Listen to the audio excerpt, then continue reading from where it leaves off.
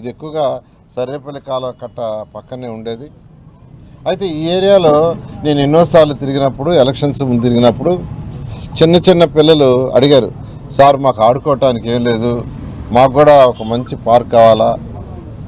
2014-19లో అనేక పార్కులు కట్టించారంటే అప్పుడు ఈ పక్కనున్న ఒక స్థలం దాదాపు 1 ఎకర్ స్థలం, ఆ స్థలంలో ఒక మంచి పార్క్ కట్టేటట్టుగా చేసాము. ఆల్రెడీ దానికి ప్రహరీ గోడ కట్టి లెవలింగ్ చేశారు.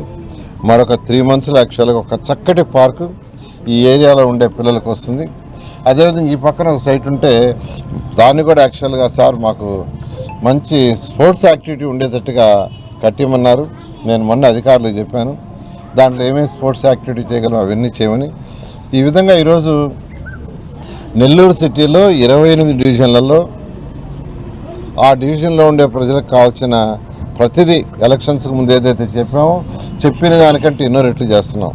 చెప్పిన దానికంటే ఎన్నో రెట్లు డ్రైన్స్ 50 కోట్ల రూపాయలు గౌరవ ముఖ్యమంత్రి గారు లాస్ట్ బడ్జెట్లో శాంక్షన్ చేశారు. ఎంతో వేగవంతంగా వర్క్స్ జరుగుతున్నాయి. దాన్ని కూడా రాజకీయానికి వాడుకోవాలని ట్రై చేస్తున్నారు. ఎందుకంటే దాన్ని వైడెన్ చేసేటప్పుడు కొందరు ప్రహరీ గోడలు కొద్దిగా లోపల జరుపుకోవాల్సి వస్తుంది, ఎక్కడన్నా 1-2 ఇళ్ళు అడ్జస్ట్ పోతాయి.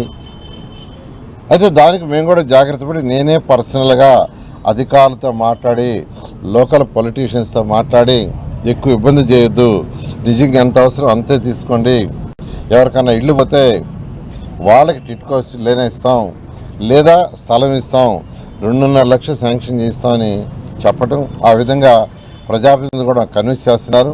దానికి అందరూ కూడా సహకరిస్తున్నారు. వాళ్ళందరూ కూడా నేను ప్రత్యేకంగా అభినందిస్తున్నాను.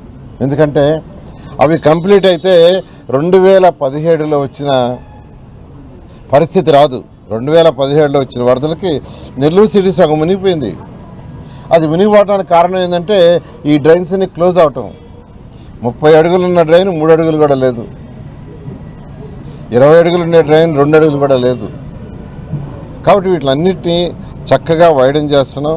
2 పక్కల కాంక్రీట్ వాళ్ళు, పైన స్లాబ్ వేస్తున్నాం, ఆ పైన యాక్చువల్గా దాన్ని రోడ్డు కూడా చేస్తున్నాం. కాబట్టి దీనికి అందరూ సహకరిస్తున్నారు, అందరూ పూర్తిగా సహకరించండి. అదేవిధంగా చెట్లు గౌరవ ముఖ్యమంత్రి గారు ఈరోజు స్వచ్ఛాంధ్ర తీసుకొచ్చారు. దాంట్లో చక్కగా చెట్లు నాటమంటున్నారు. అదే ఉద్దేశంతో ఈరోజు నెల్లూరు సిటీలో ప్రతి 5 మీటర్లకు ఒక చెట్టు వేస్తున్నాం.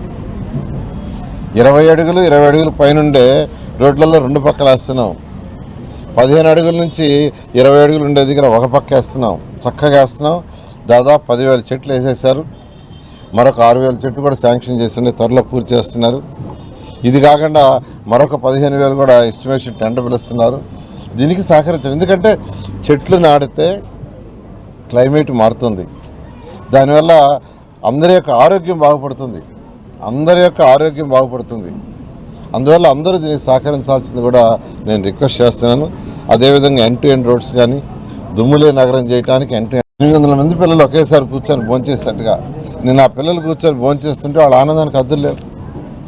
ఇలా చేస్తున్నాను. నేను ఒకటే చెప్పేది, నెల్లూరు ప్రజలందరికీ ఎలక్షన్స్ ముందు ఏదైతే చెప్పామో ప్రతి ఒక్కటి నెరవేరుస్తూ అంతకంటే ఇంకా కూడా చేస్తాం. కొద్ది రోజులు